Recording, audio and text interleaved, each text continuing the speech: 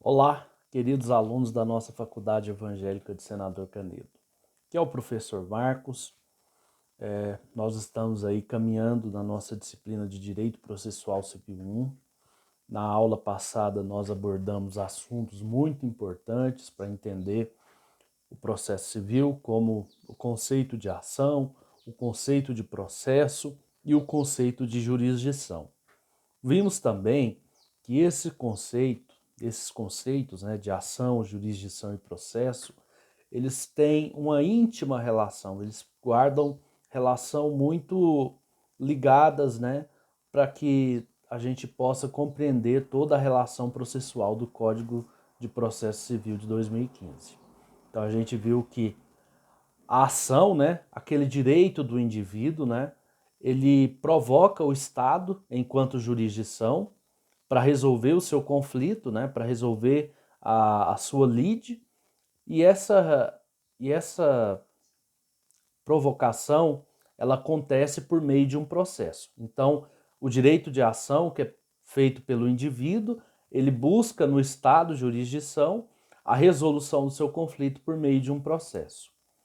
Analisamos também na aula anterior o que é sistema processual. Nós estudamos o sistema processual do sistema adversativo, sistema inquisitorial e passamos também para o estudo do sistema processual de cooperação.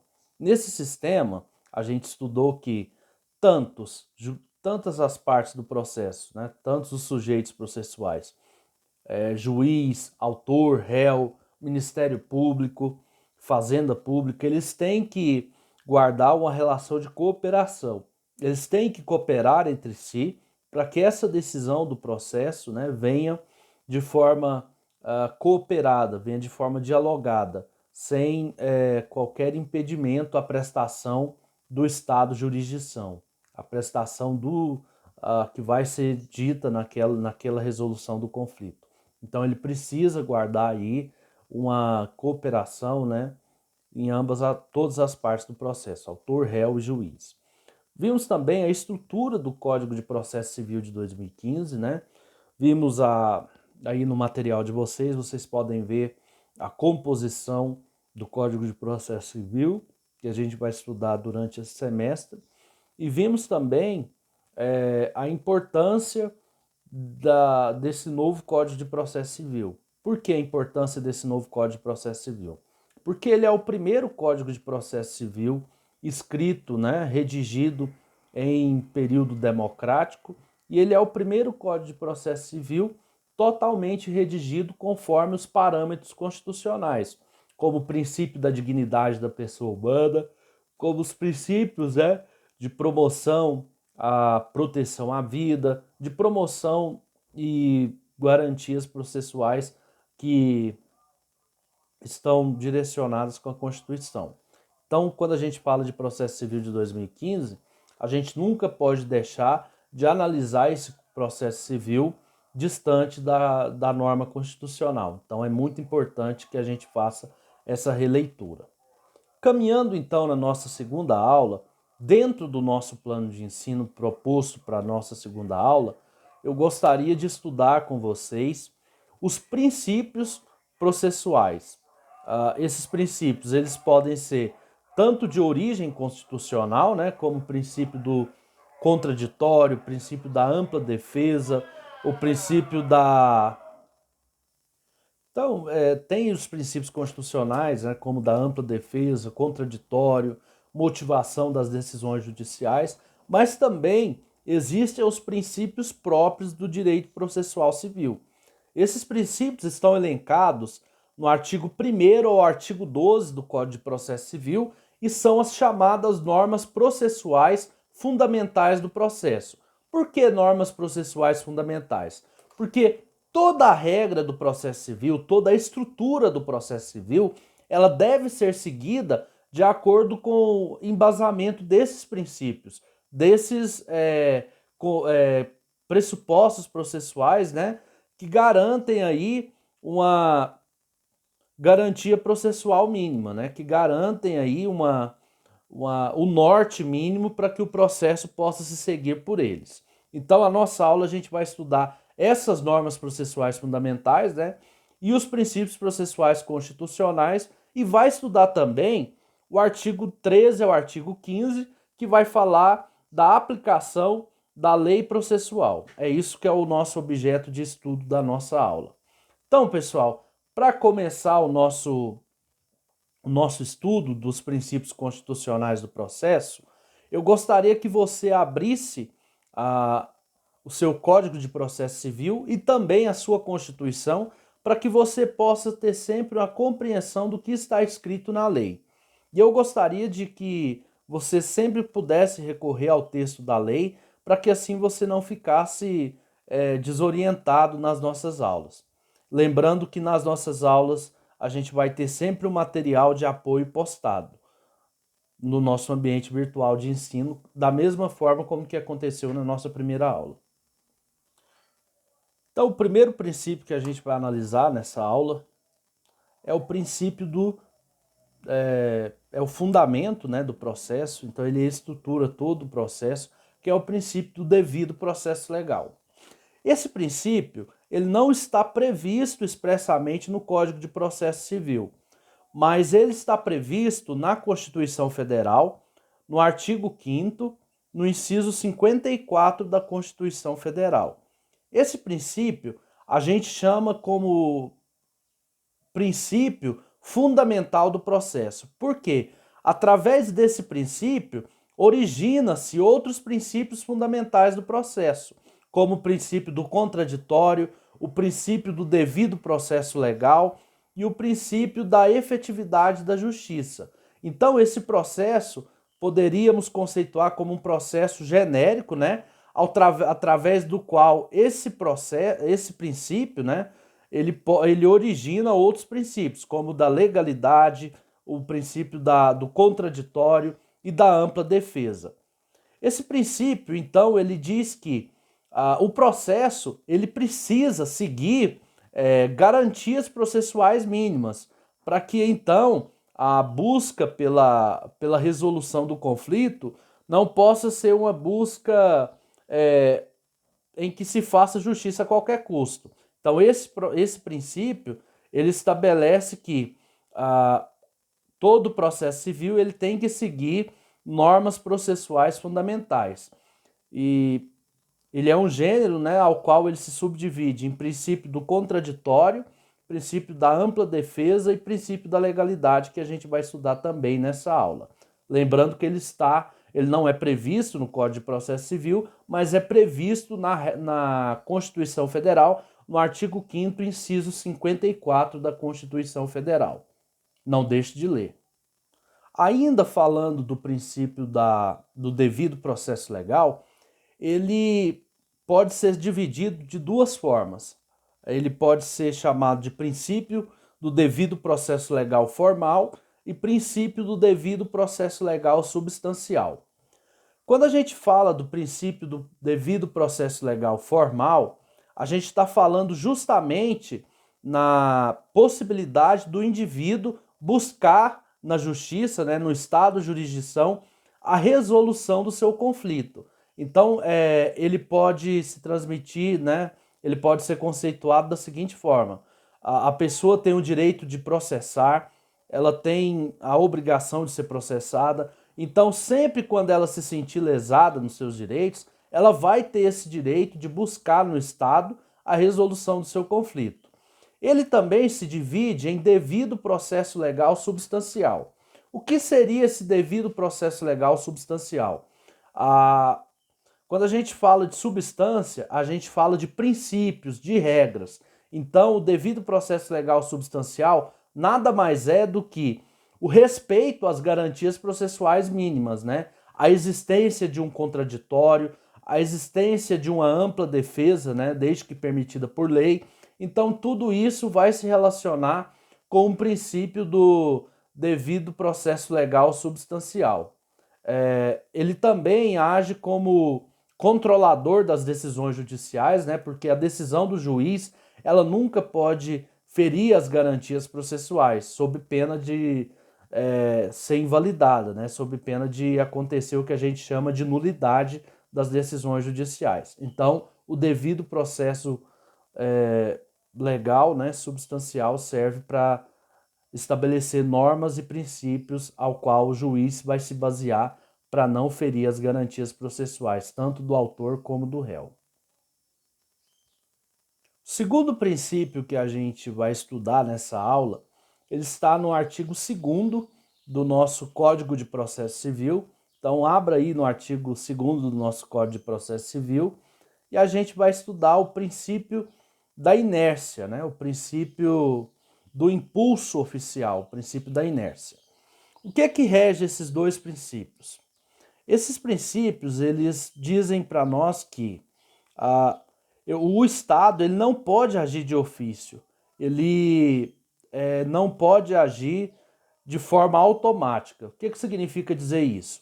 Para que haja uma prestação jurisdicional, para que haja uma resolução de um conflito por parte do Estado, eu tenho que ter o impulso das partes, eu tenho que ter a busca da parte, tanto autor ou réu, eu preciso provocar, né, esse estado de jurisdição por meio de um processo.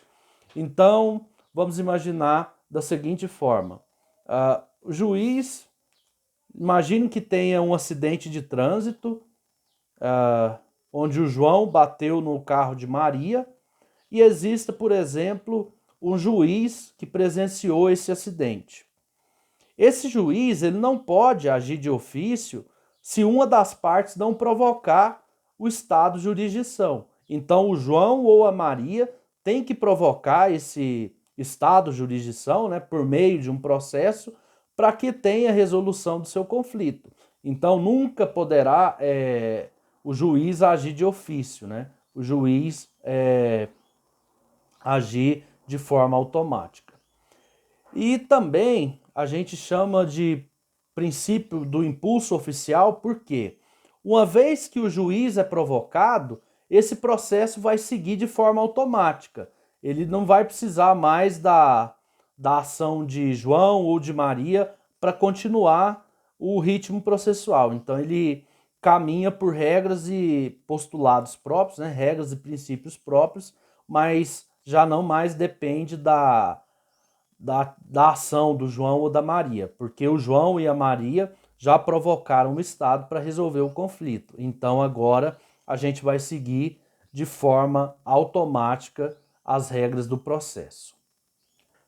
O terceiro princípio que eu gostaria que vocês analisassem comigo é o princípio da inafastabilidade da jurisdição. Ele está no artigo 3º do Código de Processo Civil e diz assim: não se excluirá da apreciação jurisdicional ameaça ou lesão de direito.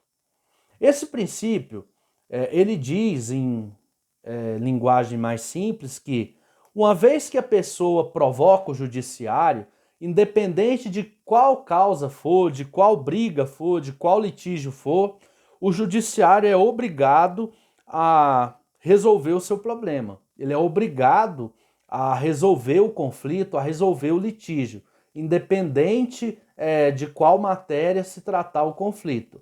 Se for uma briga de vizinhos, o judiciário tem que dizer quem tem razão. Mas ainda assim, por exemplo, se for uma relação que a gente vai falar de guarda de animais, o judiciário também tem que dizer quem tem razão nesse conflito e qual é o melhor direito. Ele está no artigo 3º, aliás, no artigo 3º mesmo do nosso Código de Processo Civil e também está no artigo 5º da Constituição Federal. O terceiro princípio que eu gostaria de analisar com vocês é o princípio da razoável duração do processo. Esse princípio ele está no artigo 4º do nosso Código de Processo Civil e ele estabelece que o processo ele não pode ser uma marcha demorada, né? Ele não pode ser um instrumento, né, de resolução de conflitos em que a pessoa possa demorar muito tempo para que tenha a prestação jurisdicional. Então o processo, né, ele precisa ter uma marcha mais enxuta, um caminhar mais menos demorado para que essa pessoa possa ter a solução do seu conflito, né, de forma rápida, de forma célere. E esse princípio também, ele estabelece que o juiz ele tem que sempre dar decisões, ainda que em tempo rápido, mas decisões efetivas, que é o chamado julgamento de mérito. Ele sempre, o juiz ele sempre tem que se basear no julgamento de mérito, na resolução efetiva da demanda, na resolução eficaz dessa demanda. Então o juiz ele tem que, ao mesmo tempo, fazer com que as decisões sejam em tempo razoável, né? Mas ele tem que resolver o conflito de forma integral. Eu não posso deixar de resolver esse conflito, né? Por exemplo, pelas metades, deixar uma parte de lado. Eu tenho que analisar esse conflito no seu todo. O processo, então, ele visa isso. Ele visa a resolução do conflito de forma integral, de forma satisfatória, mas em tempo razoável e com uma certa celeridade, porque as partes não podem esperar de forma muito excessiva. Então, as decisões judiciais ela tem que vir em tempo rápido, em tempo célere, mas decisões que precisam resolver de forma integral o conflito trazido para o juiz, para o estado jurisdição. Então, caminhando no estudo dos princípios processuais, no artigo 5º do texto do Código de Processo Civil, a gente vai ter o princípio da boa-fé processual. O que é esse princípio da boa-fé processual? O princípio da boa-fé processual, ele estabelece que ambas as partes, juiz, autor e réu, eles devem guardar aquilo que a gente chama de lealdade processual.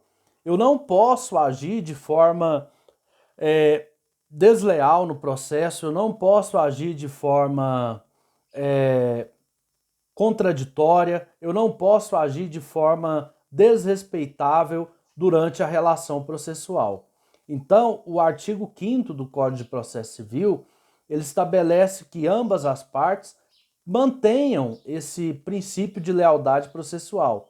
Ele precisa que ambas as partes que compõem, né, a relação processual, elas precisam ter um dever de cooperação, né? Elas precisam ter um dever de respeito mútuo, um dever de lealdade processual. Eu não posso, por exemplo, agir de forma contrária nas minhas manifestações, contraditória. Eu não posso agir de forma a desrespeitar a matriz do Código de Processo Civil. Eu não posso agir de forma a desrespeitar os princípios do processo civil e a desrespeitar direitos individuais do autor, réu e também o juiz, ele precisa respeitar essa boa-fé processual.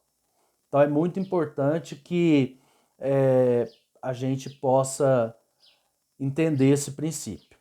Mas eu cito como exemplo aqui, para vocês entenderem o princípio da boa-fé processual, imaginem que uma pessoa busca o judiciário contando um fato que não foi verdade, só com o interesse de prejudicar o réu. Então eu minto, né? Eu minto para o judiciário dizendo que o réu, por exemplo, me difamou, me caluniou, sendo que essa difamação e calúnia nunca existiu, né? E eu peço aí para o juiz uma condenação em dano moral. Aí o juiz vai ver que, mas esse fato ele não tem nenhuma relação com as provas trazidas pelo autor, ele não tem nenhuma relação com as provas trazidas no processo.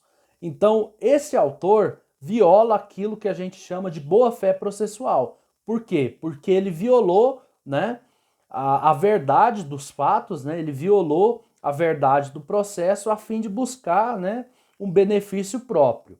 E quando a gente viola a boa-fé processual, a gente incorre naquilo que a gente chama de litigância de má-fé. A litigância de má-fé é uma multa que o juiz aplica, né, em decorrência dessa violação da boa-fé processual. Em relação da quebra da boa-fé processual, o juiz aplica aí uma multa para a pessoa que viola essa boa-fé processual, seja violando a verdade dos fatos, seja também maquiando o processo, atuando de forma desrespeitosa no processo, violando a honra da pessoa, tudo que corrobora aí para violação de garantias processuais, isso também pode ser enquadrado dentro do princípio da boa-fé processual. Lembrando que é um dos únicos princípios, né, que a sua violação ela implica na multa direta, né, ela implica numa sanção direta, numa pena direta, que é incorrer em litigância de má-fé. E essa litigância de má-fé, o juiz pode aplicar uma multa com base no valor da causa, com base no valor econômico do processo. O outro princípio que também está no Código de Processo Civil, no artigo 6º do nosso Código de Processo Civil, ele diz que todos os sujeitos do processo devem cooperar entre si para que se obtenha, em tempo razoável, decisão de mérito justa e efetiva. Esse princípio, que está aqui no artigo 6º do nosso Código de Processo Civil, ele trata do princípio da cooperação. A cooperação diz assim que, ao mesmo tempo que existe um litígio, eu não posso permitir que esse litígio atrapalhe a condução do processo. Então, todas as partes, autor, réu e juiz, eles devem manter um comportamento harmônico no processo, né? As partes têm que facilitar o andamento processual, autor, réu tem que fornecer o máximo de documentos para que o juiz possa decidir de forma efetiva. Então, o juiz também ele não pode exigir que as partes tragam provas impossíveis de ser feitas, tragam documentos impossíveis de se obter. Então, esse princípio da cooperação, ele diz basicamente que todas as partes têm que conviver em harmonia dentro de uma relação processual, né? Dentro de uma relação de resolução desse conflito. Ele está no artigo 6º do nosso Código de Processo Civil e ele é aplicado a qualquer tipo de processo, a qualquer fase do processo. Todas as partes têm esse dever de cooperação.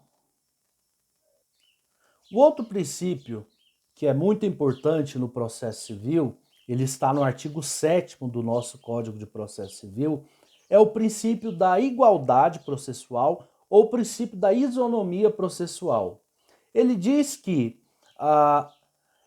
o processo, os atos processuais, todas as partes devem ser garantidas isonomia e igualdade no processo. Por exemplo, o mesmo prazo que o juiz aplica ao réu, eu tenho que aplicar ao autor. O mesmo prazo que eu aplico ao autor, eu tenho que aplicar ao réu.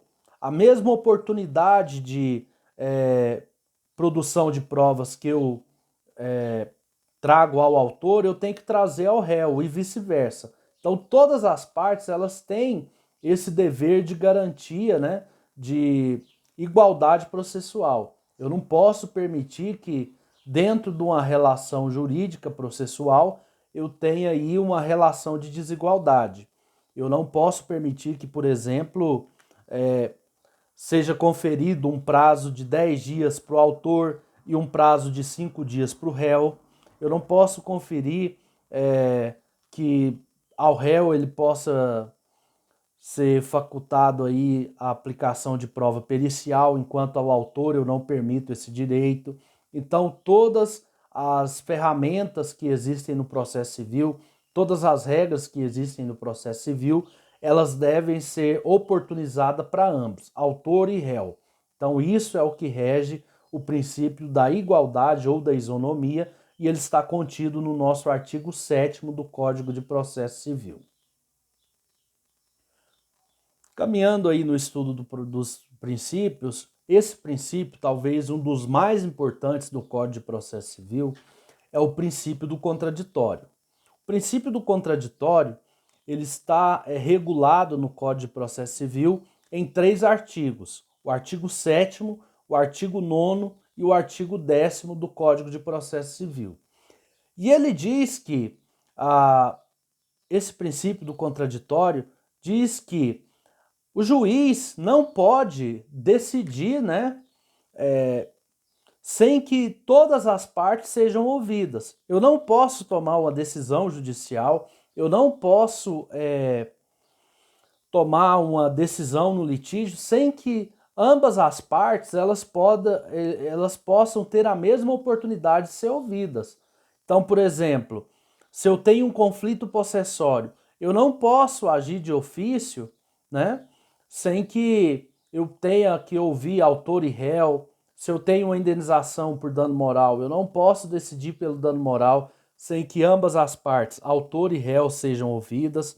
Então, o princípio do contraditório, ele diz que as decisões judiciais elas devem ser dialogadas. A mesma oportunidade que eu dou para o autor, eu tenho que dar para o réu. A mesma oportunidade de falar no processo, né, por meio de petição que eu dou ao autor, eu tenho que ouvir o réu. Então, trata-se aí de um princípio de diálogo no processo, né? Tanto para o autor quanto para o réu tem que fazer com que esses sujeitos processuais sejam ouvidos. Mas existe uma exceção. A exceção seria nos pedidos liminares. O que seria esse pedido liminar? Para que antes do desenrolar do processo, o juiz decida previamente sobre uma questão. Por exemplo, eu entro com ação de obrigação de fazer, né? Para que, suponha aqui o seguinte exemplo. Aclaro negativa meu nome, né? E essa negativação é indevida, e eu peço aí para o juiz decidir, né, sobre essa negativação, mas eu não posso esperar o tempo que leva o processo, a decisão, né, do processo. Então, o juiz ele decide, né, através de uma medida liminar, e essa medida liminar ela não vai respeitar o contraditório. O contraditório ele vai ser o chamado contraditório postergado, porque ele vai ser realizado depois dessa medida liminar. Então, a medida liminar, o juiz vai mandar retirar o meu nome do SPC e vai discutir isso, se essa relação tem fundamento ou não durante o processo. Aí, nesse caso, é uma exceção da existência desse princípio do contraditório. Mas fora disso, fora em relação às medidas liminares, todo o processo, toda a relação processual, ela deve ter aí o dever de contraditório, né? O juiz tem que ouvir ambas as partes, autor, réu, em todos os momentos processuais. Caminhando aí no nosso estudo, a gente tem também o chamado princípio da ampla defesa. Esse princípio é um princípio de ordem constitucional, ele está no artigo 5º, inciso 55 da Constituição, e ele diz que tantas as partes, autor, réu, eles podem atuar de forma ampla. Então, tudo aquilo que a lei permite, todos os instrumentos que a lei processual permite, meios de prova, prova documental, prova pericial, documentos. Então, todos esses meios de prova, todos os meios legais permitidos eu posso usar. Eu só não posso usar aqueles meios processuais que são ilícitos. Mas fora disso, tanto autor e réu ele pode usar o direito de ampla defesa. Eu posso fazer tudo aquilo que está permitido no ordenamento jurídico processual, né, por meio do Código de Processo Civil, para que eu tenha satisfatividade, né, para que eu tenha eficácia nas decisões judiciais. Ele está no artigo 5º, inciso 55 da nossa Constituição. Analisado aí o princípio da ampla defesa, vamos caminhar no nosso tema da aula de hoje e vamos aí analisar o artigo 8º do nosso Código de Processo Civil. O artigo 8º, ele é um artigo que traz um monte de princípios, alguns princípios que são muito importantes, né? Vamos ver o artigo 8º? O artigo 8º está escrito assim: ao aplicar o ordenamento jurídico, o juiz atenderá aos fins sociais, às exigências do bem comum, resguardando e promovendo a dignidade da pessoa humana, observando a proporcionalidade, a razoabilidade, a legalidade, a publicidade e a eficiência. Então, pessoal, o artigo 8º ele traz aí alguns princípios. Esses princípios são a função social do processo.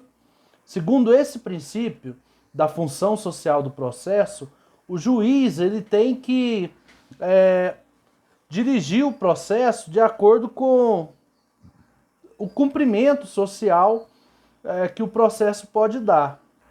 Significa dizer que o juiz ele tem que controlar as insatisfações sociais, os conflitos, né? A pacificação desses conflitos. Então, a função social do processo seria essa: reduzir, né, os conflitos, eliminar os conflitos, sempre de maneira a promover o bem comum. Ainda no artigo 8º, o artigo 8º fala da promoção da dignidade da pessoa humana. Então, esse princípio da dignidade da pessoa humana, ele está lá no artigo 1º da nossa Constituição Federal, e ele estabelece que a dignidade da pessoa humana, ela traduz-se, né, no cumprimento dos direitos e garantias fundamentais. Eu sempre tenho que tratar com o mínimo de respeito, né, o mínimo de garantias fundamentais, né, eu tenho que tratar essa pessoa humana com dignidade, com efetividade. A relação processual em relação à dignidade da pessoa humana seria isso: tratar o processo com respeito às garantias, né, de padrão de contraditório, ampla defesa, aquelas garantias constitucionais que já são previstas, né? Então, o direito processual tem que velar pelo respeito à dignidade da pessoa humana. Um outro princípio que traduz da leitura do artigo 8º do nosso texto constitucional, do nosso texto do Código de Processo Civil, ele diz respeito ao princípio da proporcionalidade. O que seria esse princípio da proporcionalidade? As decisões judiciais, as decisões dentro de um processo, ela tem que sempre respeitar um limite, né, de sensatez, de coerência e um limite aí também de proporcionalidade. O que significa dizer? Que o juiz ele nunca pode fugir de parâmetros razoáveis, de parâmetros, por exemplo, quando eu falo de decisão judicial, eu busco a satisfação de um conflito, eu busco a resolução de um conflito.